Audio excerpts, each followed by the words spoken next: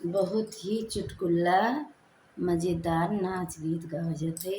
अच्छा लगे तो लाइक करना, कमेंट करना, शेयर करना, कमेंट में बताना हमारा नाच गीत कैसा है।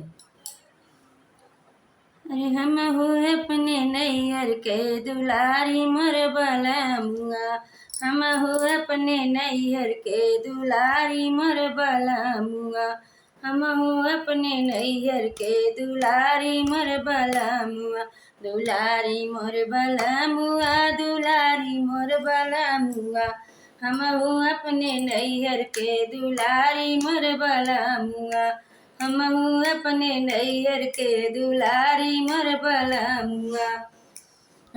सासू जी गोड़ जवावली हमारी नी सासू जी अरे गोड़ जवावली अरे काहे के मोरी सासू गोड़ जवावलू गोड़ जवावलू, हम अपने मम्मी कई दुलारी मर मुआ, हम अपने मम्मी कई दुलारी हो सजनवा, हम अपने मम्मी कई दुलारी हो सजनवा, मैं अपने मम्मी कई दुलारी मोर सजनवा।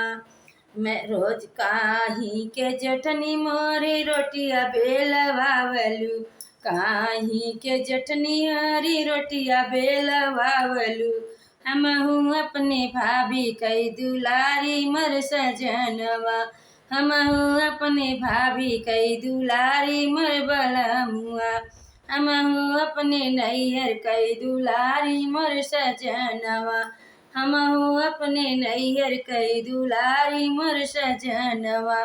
काही के मोरे दरुआ खिया देखावेला, काही के मोरे दरुआ खिया देखावेला, हम अपने भैया के दुलारी मोर सजनवा, हम अपने भैया के दुलारी मोर सजनवा। काही के देवरु मोर अखिया देखावेला, काही के देवरु मोर अखिया देखावेला, हम अपने भैया कई दुलारी मोर सजनवा, हम अपने भैया कई दुलारी मोर सजनवा, हम अपने भैया के दुलारी मोर सजनवा।